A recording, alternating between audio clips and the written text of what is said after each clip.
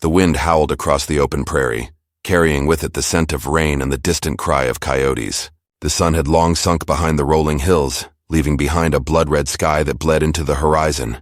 Out there, where the land stretched as far as the eye could see, a lone rider guided his horse along the fence line of a weary ranch. His hat brim was pulled low, his jaw tight, and his thoughts heavy. He was a man used to silence, to long days of toil and long nights of memory. But tonight something stirred inside him, a restlessness he hadn't felt in years. Maybe it was the storm coming in, or maybe it was because of her. She had come into his life like a spark falling into dry grass, unexpected, dangerous, and impossible to ignore. He had first seen her at the Sunday gathering in town. The church bell had just rung when she stepped out of a wagon, her head slightly bowed, her gloved hands clutching a worn Bible. Everything about her had seemed quiet and proper, the way a respectable woman should be. But when she lifted her eyes, he saw something that froze him where he stood. Those eyes didn't belong to a stranger. They belonged to a woman carrying a story, one that wasn't hers alone. She was married to the one man he had sworn to hate, the man who had stolen his land, burned his barn, and driven off half his cattle under the pretense of a boundary dispute. That man had the sheriff in his pocket and the law on his side, but every rancher in the valley knew who the real thief was. And now that same man had a wife who seemed to live in shadows, a woman whose smile flickered only for the briefest moments, as if afraid of being seen happy.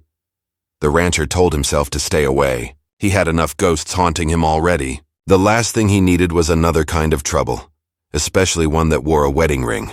But the more he tried to forget her, the more she appeared before him. Sometimes at the market, sometimes at the riverbank where she filled her water pail. Each time she looked smaller, lonelier, like a bird trapped in a gilded cage. And each time he felt the walls he had built around his heart begin to crack. The valley they lived in was a place that didn't forgive easily. It remembered every fight, every feud, every betrayal. Men carried grudges like family heirlooms. A wrong done once was never forgotten, not even by their sons. His own family had paid the price years ago when a border feud turned bloody. He had been younger then, wild and hot-headed, and his father's death had carved something cold into him. Since then, he had lived by one rule: never let feelings make you weak. But that rule was starting to break, one stolen glance at a time. He noticed the bruises first, not fresh ones, but faint marks on her wrist when she reached for a loaf of bread at the store. She hid them quickly under her sleeve, but not before he saw. That night he couldn't sleep.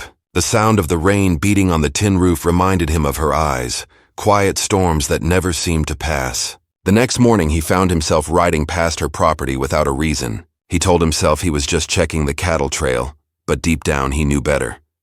Her husband, known to all as a proud and bitter man, had built his empire by crushing anyone who stood in his way. He ruled his ranch like a tyrant and treated his wife as though she were another piece of land, something to control, not cherish. Folks in town whispered, but no one dared speak too loudly. Money and power had a way of silencing tongues, but the rancher had never been the kind to bow his head. And when he saw her walking alone by the river one late afternoon, he couldn't turn away anymore. She was gathering wildflowers, her dress catching the golden light of the setting sun. When she saw him, she froze, the flowers slipping from her hand. For a moment, neither spoke. The air between them seemed to hum with something unspoken, fear, longing, and something deeper neither could name. Finally, she said softly, "You shouldn't be here." Her voice trembled, not from anger, but from knowing what it could cost both of them. He dismounted, his boots sinking slightly in the wet soil. "I didn't come looking for trouble," he said. "But trouble finds me anyhow." She tried to smile, but her eyes glistened instead. He wanted to tell her that she didn't have to live that way, that there was still kindness in the world if she would just reach for it. But before he could speak, a shadow moved on the ridge above them. Someone was watching. He turned quickly, scanning the hillside. A rider, the outline of a hat, the glint of a rifle. He knew that shape anywhere. It was her husband's foreman, a man loyal enough to do his master's dirty work. Without another word, the rancher stepped back. "Go home," he whispered, his voice low. "And don't let him know I was here." She hesitated, torn between fear and gratitude. Then she gathered her skirt and hurried up the trail, vanishing into the trees. The rancher stood there until the last sound of her footsteps faded, then mounted his horse and rode off toward the canyon. He knew that even being seen near her was enough to stir talk, and in a town like theirs, talk could turn to bullets before dawn. That night, as lightning split the sky, He sat by the fire in his cabin, staring into the flames. He thought about her face, her trembling voice, and the danger now brewing like a storm ready to break. He knew that if her husband found out, there'd be no reasoning, no mercy. Blood would spill, and it would start with his. But even knowing that, he couldn't push her from his thoughts. Something inside him, something stronger than fear, kept her there. In the distance, thunder rolled over the plains. The wind rattled the windows, and the horses in the stable whinnied nervously. The rancher rose, walked to the door, and looked out into the darkness. Somewhere out there, beyond the hills, a lantern flickered in the window of the house that wasn't his. He knew she was awake too, maybe staring into her own kind of fire, wondering what would happen next. The rain began to fall, soft at first, then harder, drumming on the earth like a warning. He could feel it in his bones, the kind of trouble that didn't end with morning light. He wasn't sure if he had crossed the line yet, but his heart already had. And somewhere in the storm, unseen eyes watched his cabin from the shadows, a figure holding the reins of a restless horse, waiting for the right moment to strike. The rancher didn't know it yet, but by morning his quiet life would be over, and love, the one thing he had spent years denying, was about to cost him everything. The storm didn't ease until dawn. The rancher hadn't slept a minute. He sat by the dying fire, the sound of rain mixing with the creak of the old wooden walls. The smell of smoke clung to him, but he didn't care. His mind kept drifting back to her face in the fading light by the river, the fear in her voice, the way she looked over her shoulder before walking away. He had seen fear before, on battlefields, in stampedes, in men cornered by debt. But never like that. This was the kind that came from living under someone's thumb day after day, too afraid to breathe without permission. He went outside as the sky began to pale, the clouds breaking into streaks of silver. The land was quiet after the storm, soaked and heavy. His cattle had gathered near the lower pasture, and the fences were down in a few places. He saddled his horse and rode out to check the damage, his coat still damp from the night before. But as he rode, his eyes kept drifting toward the ridge that overlooked her husband's ranch. Even from miles away, the large house stood out like a wound on the horizon, its tall chimneys still smoking, its fences straight and white. A man like that took pride in appearances. He wanted folks to see his power before they saw his cruelty. The rancher remembered the first time he had crossed paths with that man. It had been 5 years back, during the worst drought the valley had seen in decades. Water was gold then, and whoever owned the creek that ran through both their lands held the upper hand. The argument had started over irrigation, but it ended in blood. A gunshot on a hot afternoon, a dead hand clinging to a shovel, and a feud that no lawman could bury. The rancher's younger brother had died that day. Ever since, he had carried that anger like a brand on his soul. He thought revenge would someday give him peace, but time had turned that anger into something heavier, something that sat in his chest like a stone. And now fate had found a cruel way to test him. The woman tied to his enemy was the one thing he couldn't turn away from. He had tried to convince himself it was pity, but deep down he knew it wasn't that simple. Every time he saw her, the anger inside him lost its sharpness, replaced by something dangerous: hope. That afternoon, he rode into town for supplies. The main street was muddy from the rain, and wagons rolled slowly, splashing through puddles. He stopped outside the general store, tying his horse to the rail. A few men nodded at him, the kind of nod that said they respected him but didn't want to get involved in his affairs. Everyone knew about the old feud. It had become part of valley folklore, the two ranchers who hated each other enough to poison the land between them. Inside the store, he gathered flour, coffee, and salt. When he turned, he saw her standing at the counter, her face hidden behind a bonnet. For a moment he froze. She didn't see him right away, but when she did, her hand hesitated on the coins she was counting. She looked tired, as if sleep never came easy. The shopkeeper kept talking, but she didn't hear a word. He waited until she stepped outside before following. She paused near her wagon, looking around to make sure no one was close enough to listen. "You shouldn't be here," she said again, just like before. "Neither should you," he replied quietly. "You look like you've been carrying the world on your shoulders." She shook her head, her eyes darting to the corner of the street. "If he finds out you spoke to me—" "I know," he interrupted. "But I saw the bruises, and I can't pretend I didn't." Her lips parted, but no sound came out. The fear in her eyes said more than words ever could. Then she turned, climbing onto the wagon seat. "Forget you ever saw me," she whispered, her voice trembling. "For your own sake." He stood there as she drove away, the the sound of the wagon wheels echoing through the quiet street. Every instinct in him screamed to let her go, to stay away before it was too late, but something stronger pulled at him, a sense that she was trapped in a storm she couldn't escape alone. That night he found himself staring out toward the hills again. The lamp in her window burned late, a faint flicker in the darkness. He knew what kind of man her husband was. He had seen him in the saloon before, loud, arrogant, with a cruel grin whenever someone dared to meet his eye. He was the type who believed everything had a price, even people. And the woman in that house was just another possession to him. The rancher couldn't shake the feeling that something terrible was coming. The foreman who had spotted them by the river wouldn't stay quiet. Men like him always carried tales, especially when there was money to be made. He knew it was only a matter of time before her husband came looking for answers. A few days later, trouble arrived. It started with hoofbeats at dawn. He was out by the barn when he saw 3 riders approaching fast, their horses kicking up dust. He recognized them instantly. They worked for his enemy. The one in front was the foreman, the same man who had watched from the ridge that day. He rode straight up to the gate without dismounting, his face hard. "Morning," the rancher said, resting his hand on the fence post. "Boss sent me with a warning," the foreman said. "He says if you're seen anywhere near his land again, it won't end with words." The rancher didn't flinch. "Tell him I don't go where I'm not welcome. But this is free country. I'll ride wherever I please." The man's eyes narrowed. "Then you'd better start praying. Because he's watching, and he don't forgive easy."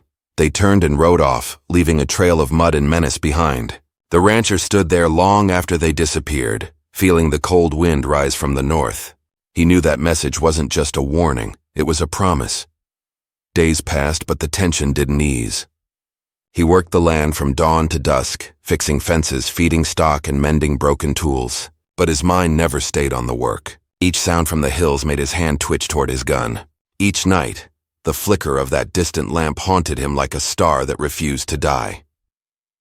One evening, as the sun dipped low, he saw her again.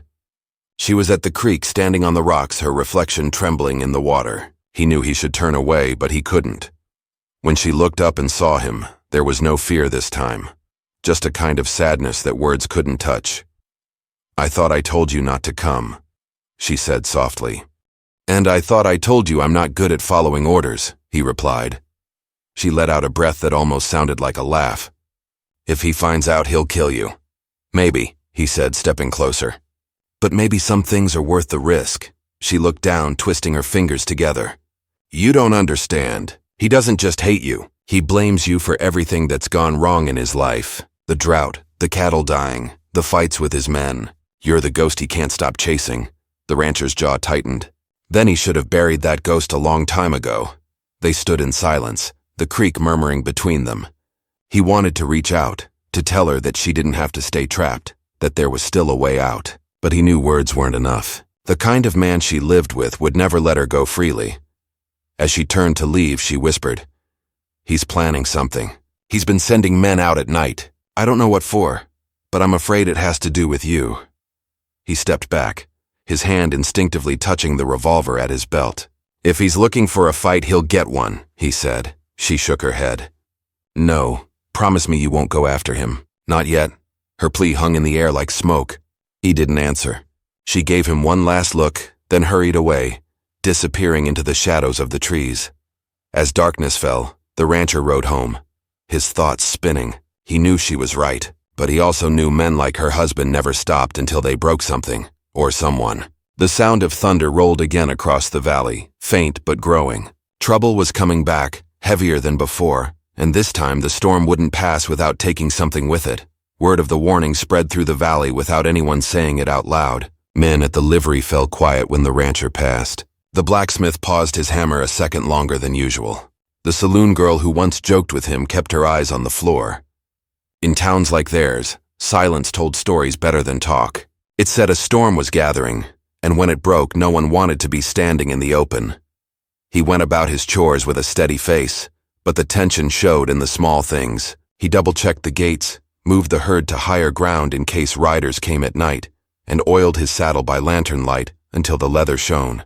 The dog shadowed him from bunkhouse to barn, its ears always turned to the hills. Even the cattle seemed uneasy, drifting as a single body when a hawk crossed the sun. The rancher felt it in his bones the way a horse feels a tremor before it reaches the ground. The enemy would not come yelling. He would come like a rattler in grass, low and patient, waiting for a careless step. He took on a hand that week, a quiet drifter who said little and worked hard. The man had a scar at the corner of his mouth and eyes that watched more than they spoke. Folks called him Red for the mud, dusting his hair after the storm, though the color had long faded. Red kept to himself, slept in the bunkhouse, and handled cattle like he had been born in a saddle. At dusk, he would climb the windmill and scan the ridge. He claimed he could tell a rider by how dust lifted off the trail. The rancher did not ask where he had learned that. On the frontier, you respect a past that refuses to be told. Across the river, the enemy's ranch looked like a fort. Fences had been repainted. Men rode in pairs now. A new stallion appeared in the corral, black and mean-eyed, the kind of horse that bites back when you try to break it. The wife moved like a ghost between the house and the spring house. She wore simple dresses and kept her head down, but the rancher learned her rhythm. A lamp in the kitchen after sunset. A brief stop by the cottonwoods at noon when the sun was highest. Some mornings she fed a stray cat and left a little saucer by the porch. Each small act told him the same thing. She still found ways to be gentle where gentleness had no place. The rancher carried her voice in his mind like a compass. He replayed the promise she asked of him by the creek and felt the rope of it tighten. Do not go after him, not yet. The words ran against his grain, but they were tied to her safety. He could face his enemy and call him out on Main Street, but the man would not be the one to pay first. The frontier had rules that were not written. The fastest draw was not always the victor. The one willing to ruin what others loved most was the one who held the field.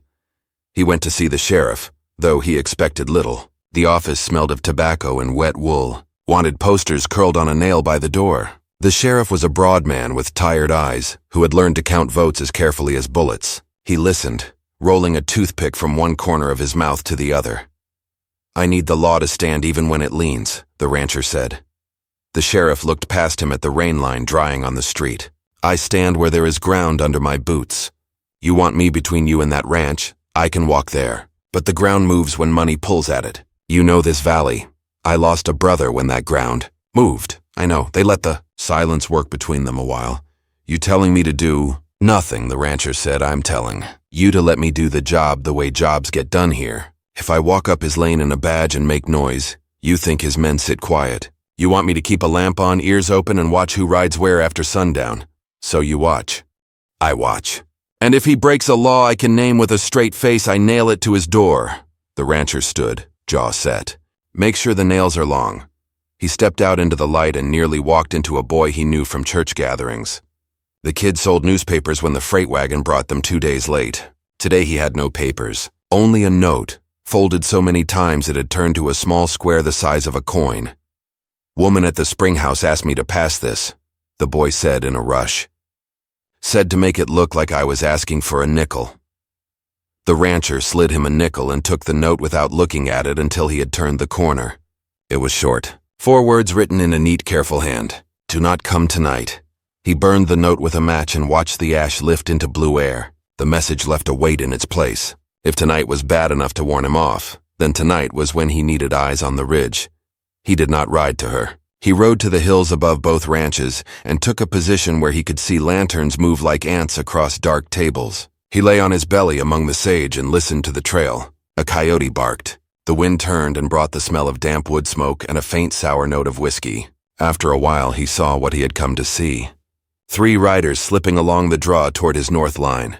Not the main gate, not the obvious road. Men who knew how to hurt a place without being seen. He eased back to his horse and cut across the flats to head them off without being spotted. Red met him halfway, as if the windmill had whispered and he had heard. 3, Red said before the rancher could speak. One with a slicker that shines like fish. One with a limp on the right. One that keeps looking over his shoulder like shadows owe him money. You take the right flank, the rancher said. If they start cutting wire, we show ourselves. No shots unless they shoot first. Wire cutters make a neat sound, Red said. Like a lie snapping. They reached the north line and waited. The moon slipped behind a cloud and made the world dim.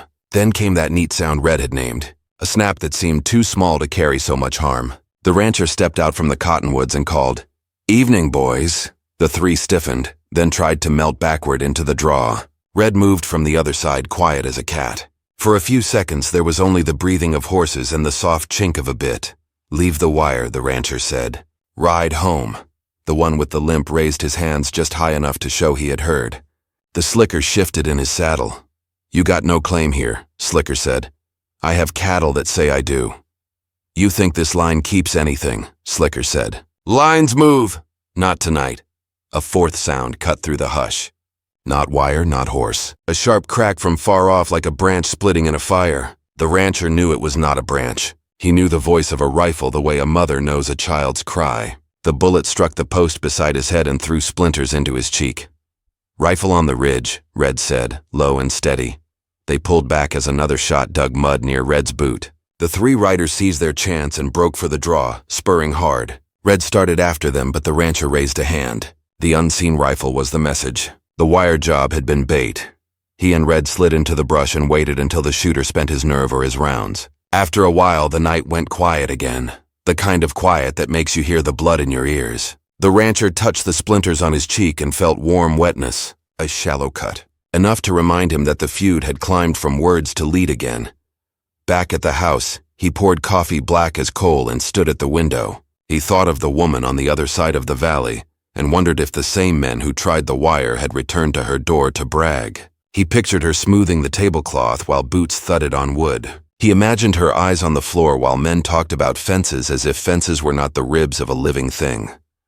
Sleep came late and ran thin. Before dawn, he saddled up and rode to a line shack near the ridge. He meant to hold it for a spell, to let the enemy's men see he could roost near their lane if he chose. He found the door cracked and the ashes cold. Inside, a scrap of cloth lay near the hearth, torn from a blue dress.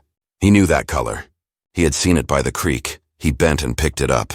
It held a faint scent of roses from a cheap soap sold by a traveling peddler twice a year. He closed his hand around it and felt a surge of fear so clean it cut. Hoofbeats sounded softly outside. He slid the cloth into his coat and stepped to the wall where a rifle rested on pegs. Red stepped through the door with his hands open. "Easy," Red said. "It is me." The rancher set the rifle down. "Someone has been here." Red's eyes moved to the torn cloth and did not ask questions he knew would not be answered. "Tracks say 2 horses and a wagon wheel that wobbles left." "Wagon," the rancher said, throat tight. "He does not let her drive. Unless he wants folks to see her drive." They followed the faint marks down the back trail, careful to stay off the ridgeline. The tracks turned toward town, then cut across the creek and climbed to a bluff above the freight road. There, in the dust near a cottonwood, the rancher found the imprint of a small shoe. Beside it, the heel of a boot ground deep, as if someone had stepped close and made sure a point was made. He straightened slowly. Red watched him. "This is not about fences," the rancher said. "It never was," Red said. "They lost the trail at the hardpan, where sun bakes the earth into brick and hooves leave no mark. By the time they turned back, the day had begun to burn. Heat shimmered on the flats. Insects droned. The world looked normal in that cruel way a summer day can look normal while it hides a knife." The rancher stopped at the churchyard on the way home. He stood by the fence and looked out at the valley as if it were a map he could read if he stared long enough. A dry wind moved through the grass. The bell rope hung still. He thought about walking inside and asking the pastor for counsel, but words felt too thin to carry what sat in him. He picked up a small stone and turned it in his fingers until the sharp edges dulled. That evening he gathered his men, what few he kept now that times had grown tight. Red, an older hand with a bad knee who had known his father, a young cousin from over the pass who could rope anything that moved but whose eyes still held boyish light. He told them they were to keep away from town for a spell, to ride in pairs, and to watch the springs at night. He did not tell them about the cloth. Some burdens are not meant for many shoulders. After the men turned in, he slipped out alone. He rode the long way around to avoid the main roads and kept to the brush where sage painted the ground silver. The moon rose slow and yellow, turning the river into a dull blade. He stopped under the cottonwoods where he and the woman had first spoken, and waited with the patience of a man who knows there is more danger in haste than in fear. A figure moved on the bank after a long while, small and careful. It was not her. It was the boy with the newspapers, breathless and wide-eyed. He held out another folded square. "She said not to let anyone see," the boy whispered. "She said it was for you and no one else." The rancher gave him a coin and sent him running back along the deer path. He opened the note by the river, heart beating heavy. The writing was shaky this time. 2 lines only. "They will use me to draw you out.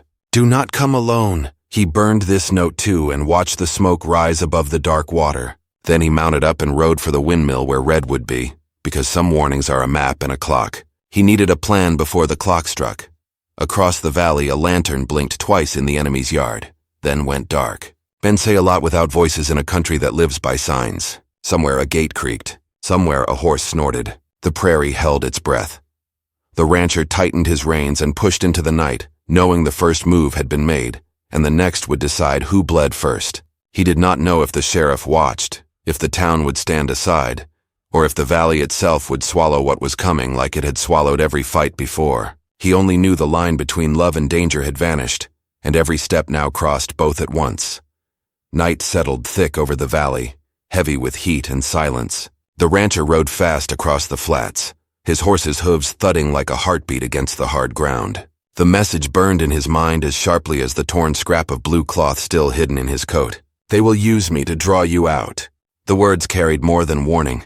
They carried fear, and fear was something she had never shown before.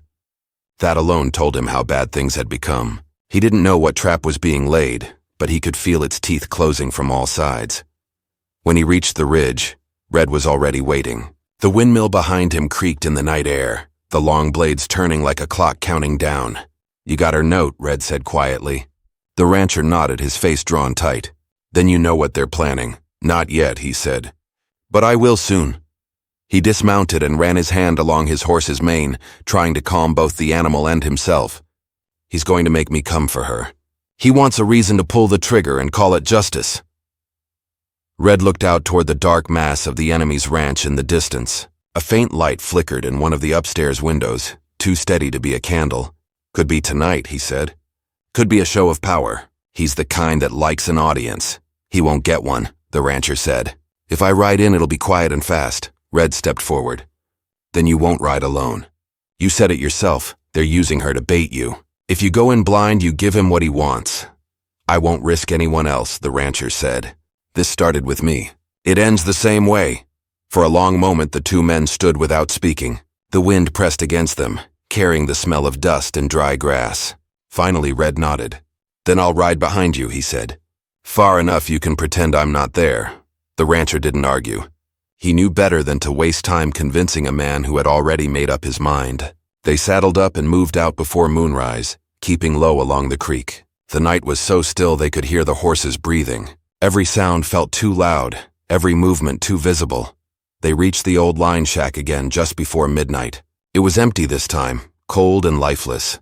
But the tracks leading away from it told the rest of the story. Wagon ruts cut deep into the mud, heading straight toward the canyon road, the one that led to the enemy's private stockyard. That was a place no decent man entered after dark. Folks whispered that he used it to keep more than cattle locked up. The rancher had never believed those rumors before. Now he wasn't so sure. They left their horses in the brush and moved on foot. The ground sloped downward toward the yard, where a few lanterns burned like eyes watching the dark. They could hear men talking in low voices, the clatter of chains, and once a faint cry that didn't sound like an animal. The rancher's stomach turned. He gripped his revolver, feeling the weight of it like the weight of his own fate. "She's in there," Red whispered. "But it's too many men for 2 guns." The rancher's jaw clenched. "I don't need all of them. Just him." They crawled closer through the grass until they could see the corral. 4 horses were tied near the gate, and 5 men stood around a wagon under a canvas roof. The woman's husband was there, his figure unmistakable even in the half-light. Broad shoulders, hat tipped low, every movement sharp and deliberate. He was barking orders at his men, pointing toward something inside the barn. The rancher's pulse hammered in his ears. He could see a sliver of blue cloth tied to the wagon rail. "She's here," he breathed. Red touched his arm. "Then think before you move. They'll kill her first if they know you're close." But patience had never been his strength. The thought of her bound or frightened, while that man stood grinning beside her, twisted something inside him too tight to bear. He moved before Red could stop him, keeping low along the fence, the revolver drawn but held close to his leg. Each step felt like stepping into a storm you couldn't see. He reached the wagon, pressed against the side, and listened. The husband's voice came clearer now. "You'll learn," he was saying. "You think you can shame me by running to that fool rancher? You'll watch what happens to him tonight, and maybe then you'll remember who owns you." Her voice came next, weak but steady. I was never yours. Not once. The sound of a slap cracked through the air. The rancher's vision went red. Before he could think, he stepped around the wagon, revolver raised. That's enough. Every head turned. The men froze for half a second, just long enough for Red to appear behind them, rifle aimed steady. The husband's face twisted into a cruel grin. You came, he said, almost laughing. I told her you would. You just couldn't help yourself. Let her go, the rancher said. You and me settle this another way. The man laughed, spreading his arms. You mean fair? There's nothing fair in love or land, and you know it. You stole my pride when you took her heart, and now I'll take yours. He snapped his fingers and two of his men reached for their guns. The rancher fired first. The sound shattered the quiet, echoing off the canyon walls. One man fell, the other stumbled back, clutching his arm. Red fired next, driving the others behind the wagon. Chaos erupted. Horses screaming, bullets snapping through the dark. The woman broke free and ran for the barn as her husband shouted orders. The rancher dove behind a water trough, firing toward the flashes of light. The smell of gunpowder filled the air, thick and sharp. He could see her silhouette against the barn door, trying to untie something. A horse, maybe. Then the husband spotted her and turned, lifting his rifle. The rancher didn't think. He lunged from cover and fired again, the shot grazing the man's shoulder but not stopping him. The husband spun back, returning fire, the bullet tearing through the trough inches from where the rancher crouched. Wood splinters flew into his face. He wiped the blood from his cheek and looked toward Red. Get her out, he shouted. Red nodded and moved toward the barn, staying low. The husband caught sight of him and fired again, but Red was faster, vanishing behind the gatepost. The rancher used the moment to move closer, his boots silent on the dirt. He reached the wagon and kicked the door open, the hinges shrieking. The husband turned, rifle raised, but the rancher was already there. The two men crashed into each other, the gun knocked aside. They hit the ground hard, rolling in the mud. Years of hatred came to the surface in that single instant. Fists swung wild, boots scraped, breath came in ragged bursts. The husband's hand went for the knife at his belt. The rancher caught his wrist, forcing it back, the blade glinting inches from his throat. Say it, the husband snarled. Say you took what's mine. She was never yours, the rancher growled. The man's strength surged with fury, twisting free. The knife slashed through the air, cutting the rancher's sleeve open. Pain flared hot, but he didn't let go. He slammed his forearm into the man's chest, pinning him to the ground. They locked eyes, both panting, both knowing how close they were to the end. Then came the sound of hooves, a wagon creaking, wheels grinding over stone. Red burst from the barn, the woman beside him driving hard toward the creek road. Her hair whipped in the wind, her eyes wide with fear. The husband saw her and let out a roar that didn't sound human. He shoved the rancher back, grabbed his rifle, and fired into the night. The shot missed the wagon but sent the horses into a wild gallop. The rancher staggered to his feet, his arm bleeding, his mind racing. He saw the husband raise the rifle again, steady this time, aiming for the retreating wagon. He had no shot left, no time to reload. All he could do was run. He tackled the man just as he pulled the trigger. The rifle went off, the bullet whistling harmlessly into the sky. The two men fell hard, rolling down the slope toward the creek. Rocks tore at their clothes. Mud filled their hands. When they stopped, they were both half in the water, gasping. The rancher felt the world tilt and blur, but he forced himself up, every muscle screaming. The husband rose too, dragging the rifle with him, eyes blazing with hatred. The moon broke through the clouds just long enough to show both their faces, one marked by desperation, the other by rage. Neither spoke. The air between them felt too heavy for words. Up on the hill, the wagon rattled away into the dark. Red shouted something, but the rancher couldn't hear. All he could see was the rifle coming up again, slow and certain. He had one chance left, one heartbeat to end it before it was too late. And in that moment, as the sound of the creek drowned the night, he realized the fight wasn't about land or revenge anymore. It was about love, survival, and the line between both that could cost him his life. The rifle clicked, the horses screamed in the distance, and the world held still, waiting to see which man would walk away when the dust settled.